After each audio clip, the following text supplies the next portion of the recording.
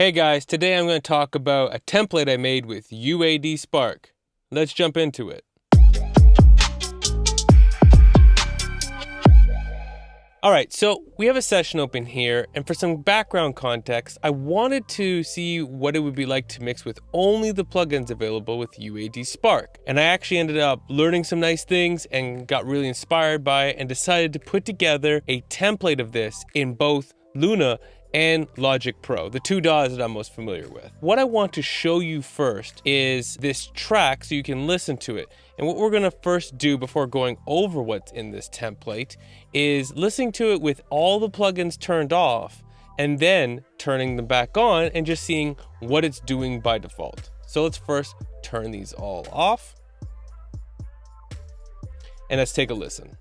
Yo, this that high-low piccolo, hit him with the hopscotch. Red Rover's coming over, hot cross buns is hot. Yeah, I'm at the playground, yeah, I really slayed now. Yes, I am the king, sliding down the fire pole now. Okay, so we got that there. I'm going to now enable all of the plugins. And also, thank you to Petey. This is a song that we produced together. He's allowing me to use these vocals for this demonstration. So now let's take another listen with the plugins turned on. Yo, this that high-low piccolo, hit him with the hopscotch. Red Rover's coming over, hot cross buns is hot. This that high-low piccolo, hit him with the hopscotch. Red Rover's coming over, hot cross buns is hot. I think you get the idea. Now this isn't to prove it's a final mix. This is actually just to set things up in a good starting point, but obviously we would always adjust things to the taste of the song. So what I wanted to actually do with setting up this template is to ensure that, if someone were to purchase this template, everything in here, if you had UAD Spark, would be something that you could use and there wouldn't be other plugins that are turned on that, immediately give you a warning that you don't own them. So by all means, add your own stuff in here. But let's get an overview of what's in this template so you can see the structure and its purpose for how it's meant to be used. First off, I'm going to just hide the tracks here to give us a little more visual. If we go from the left to the right, what we actually have here is 3 different bass tracks set up, a stereo and 2 mono ones. If you had more than one bass, for instance, this track does, and sometimes you have a stereo file when people use synthesizers. So, something preset up, and all of them feed into a bus where we have the Neve 1073 to give it some of that warmth and the LA2A to compress it. And then what you'll notice here with actually this template, and this is a way that I like to mix more top down, is to put everything on the bus. Then you bring your tracks in and then you can hear how everything is sitting just going into the bus, and then you can go back and make decisions on the individual tracks when you notice this doesn't sit right in the overall spectrum of everything in that bus. So we look at the drums, we're using the Neve again to get more of that saturation, and the API 2500 for compression. Then for the melody, we're using the Studer A800 and the API Vision.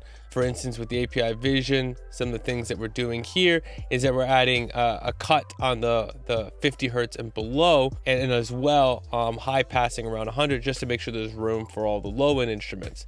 Some basic setup pieces, and then using the fader here to control the gain. Then with the verses, you'll notice with the verse and with the hook, what we essentially have here is an API Vision console. And what's going to happen here is, there's a bit of compression that's happening.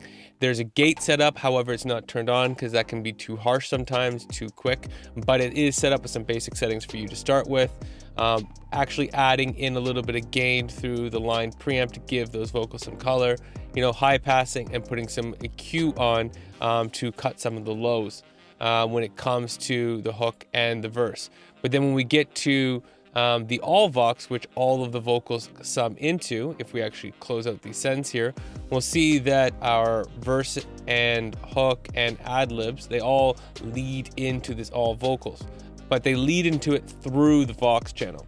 Now, why is the Vox empty? Well, the way I like to approach this is you lead everything into your vocals and you have 2 channels. The first one is all cleaning and the second one is all enhancing. Since UAD Spark doesn't have any de-essers currently right now, I'm leaving this open for you to bring in your preferred de-esser and your preferred graphic EQ if you want to make some kind of cuts at that level.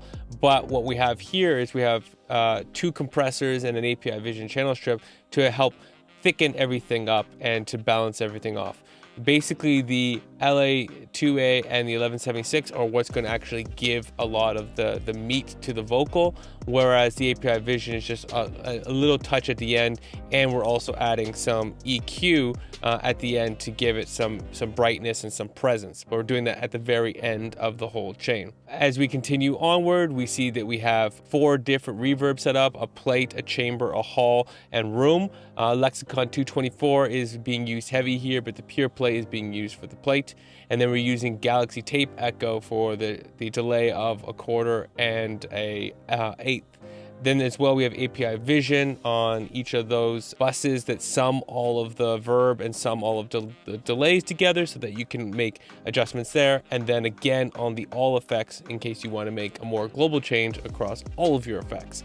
Then at the very end, we're using the Studer A800 for some tape saturation at the very end, and the API 2500 just to give a little bit of bus compression. 2 dB gain reduction is what you're aiming for. When we take a look at our sends, you'll notice that basically everything is set up to have sends ready to go. Some things like the hook and the verse already have some gain going into the sends as well as on the snare, but obviously you can mute, adjust to your taste. Everything is just set up ready to go for you to make some quick decisions, pushing into all of those reverbs to see what works for that song, and then you can go to the reverbs afterwards and adjust them as to your taste, or replace things, try different plugins, whatever works for you.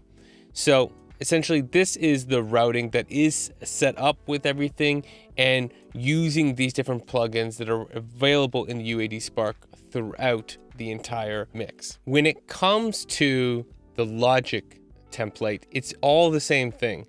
All of the plugins are in the same place. The exact same settings have been ported over. All of the routing is the same, even the starting point for all of the amount that we're sending to these buses. However, there's a couple things that are different. Since Logic has stock plugins, I also went ahead and added a couple of things. For instance, when we look at that Vox channel, we actually have a de-esser running on that channel just to help out.